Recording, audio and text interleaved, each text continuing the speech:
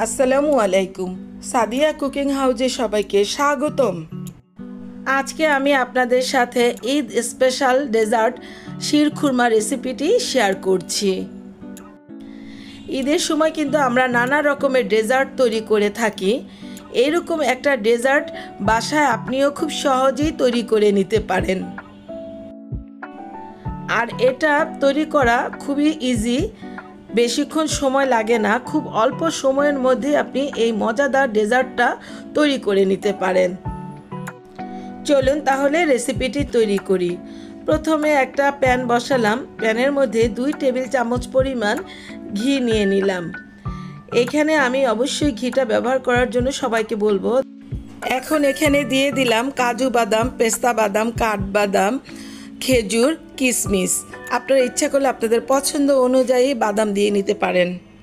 এগুলোকে 2-3 মিনিটের মতো রোস্ট করে নেব। এই যে রোস্ট করা হয়ে গেল, এবার এগুলোকে তুলে নিচ্ছি। প্যানের মধ্যে আরও 2 টেবিল চামচ পরিমাণ ঘি দিয়ে দিলাম। ঘিটা গরম হয়ে আসলে এখানে 250 গ্রাম সেমাই দিয়ে দিলাম। এই সেমাইটাকে এই ঘিয়ের মধ্যে খুব সুন্দরভাবে ভেজে নিতে হবে। সেমাইটা ভাজার সময় একটা জিনিস খেয়াল রাখতে হবে, যাতে নিচের থেকে ধরে না যায়। ধরে গেলে কিন্তু সেমাইটা খেতে টেস্টি হবে না। খুব মৃদু আঁচে এটাকে ভেজে নিতে হবে। অন্যদিকে সেমাইটা রান্না করার জন্য চুলার মধ্যে 1 লিটার দুধ দিয়ে নিয়েছি। এই দুধটাকে জাল দিয়ে একটু ঘন করে নিতে হবে। এই যে এভাবে ঘন করে নিচ্ছি। দুধটা জাল দিয়ে ঘন করে নিলে সেমাইটা খেতে কিন্তু খুবই সুস্বাদু হবে। আমি এখানে সম্পূর্ণ ফুল ক্রিম মিল্কটা নিয়েছি। এবার অন্যদিকে সেমাইটাকে কিন্তু ভেজে নিচ্ছি। সেমাইটা কালারটা চেঞ্জ হয়ে আসছে। এখন এই সেমাইয়ের মধ্যে দুধটা দিয়ে দিচ্ছি। দুধটা দেওয়ার পর চুলার আঁচটা মাঝারি থেকে একটু নিচুতে রেখে এটাকে একটু নেড়ে চেড়ে দিব। তারপর দিয়ে দিলাম 1 কাপ পরিমাণ চিনি। চিনিটা আপনারা আপনাদের পছন্দ অনুযায়ী বেশি কম দিয়ে নিতে পারেন। তারপর সেমাইটাকে বেশ ভালোভাবে নেড়ে চেড়ে দিতে হবে। এবার এখানে দিয়ে দিব 1 কাপ পরিমাণ গুঁড়ো দুধ। এই গুঁড়ো দুধটাকে খুব তাড়াতাড়ি মিশিয়ে নিতে হবে, নয়তো দলা পাকিয়ে যাবে।